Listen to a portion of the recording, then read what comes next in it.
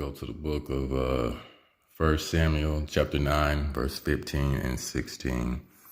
Now we know Israel rejected the Most High and they wanted a man as their king. So, the Most High spoke through Samuel and, they chose a king. Now, a king is a Messiah or anointed one.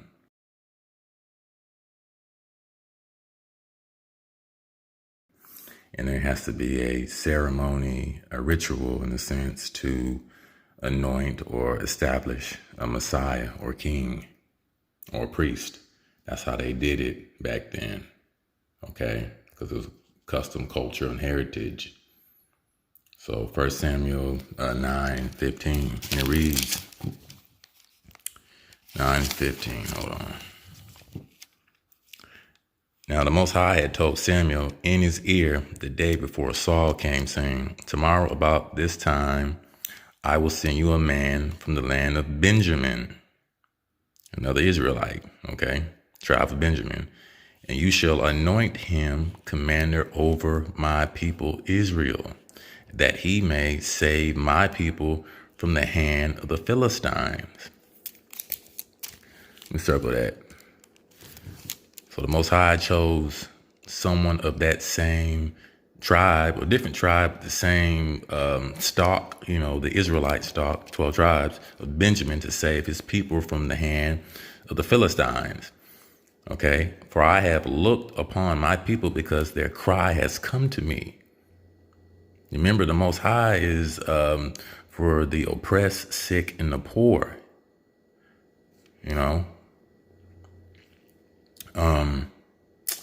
Let me see. Then I'm going to go to 1 Samuel 10 and 1. Okay. Saul anointed king, 10 and 1. Then Samuel took a flask of oil and poured it on his head and kissed him and said, is it not because the Most High has anointed you commander over his inheritance? Who was his heritage? His people. Okay, not a state of Israel, the so-called people of color, which the nations disregard, especially over here in America. They're mistreating God's people. Okay, the Most High heritage is his people. All right. Let me see. 2 Samuel 16 and 1. 16 and 1.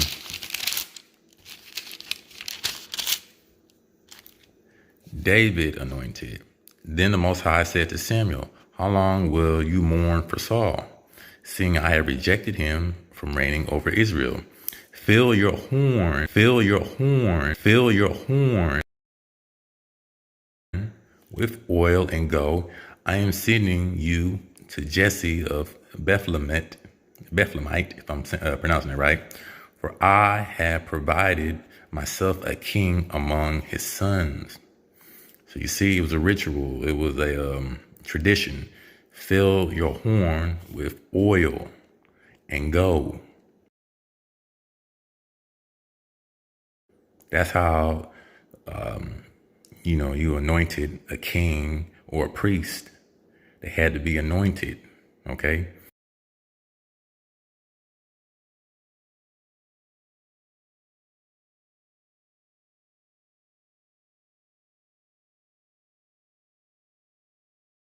Now you go in the New Testament, it says Christ was anointed, but with his feet. But is that how they did it? I thought it says right here, fill your horn, fill your horn, fill your horn with oil and go. All right. Even in, let's go down to verse 3. Let me see. Then invite Jesse to the sacrifice, and I will show you what you shall do. You shall anoint me with the one I name to you. Okay, anoint. There's that word again, anoint, which means Messiah. You shall, Messiah, priest. Okay. And you have to anoint him with the oil. That's how the kings, the priests, that's how it was done, a certain way. Let me see. 2 Samuel 16, 12 to 13. Let me see. All right here. So he sent and brought him in. Now he was ruddy. There's that word again, ruddy. Let me highlight that. A man of color with bright eyes and good looking. And the Most High said, arise. Then Samuel took the horn of the oil and anointed him in the midst of his brothers. Was Christ ever anointed in the midst of his brothers?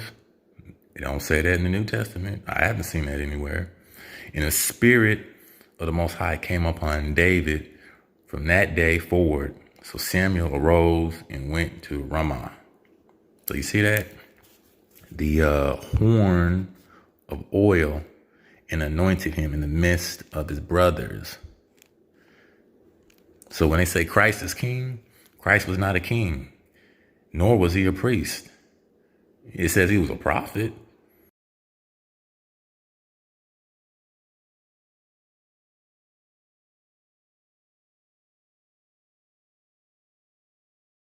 A prophet.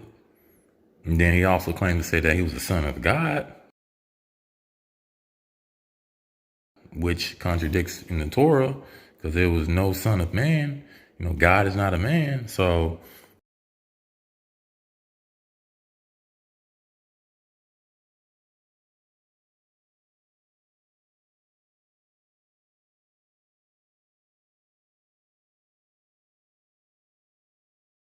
you can see the contradictions. But in order to be a Messiah, a Savior, you had to be anointed with the oil, the horn of the oil, with your brethren. Okay? They don't say that in the New Testament. But I just wanted to point that out. You see, you have David anointed king. This had to be done in order to be a king.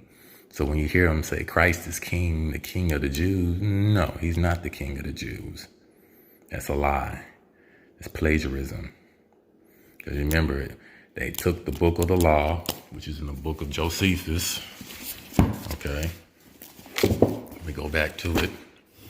The book of Josephus. Right here. Okay. Philadelphus procured the law of the Jews to be translated into the Greek tongue and set many captives free and dedicated many gifts to God. Okay. So they had the law. And in my older videos, I said they translated it from Hebrew to Greek, the Hellenistic Jews. And that's what Paul said. There's no difference between a Jew and a Greek, because it was the same stock.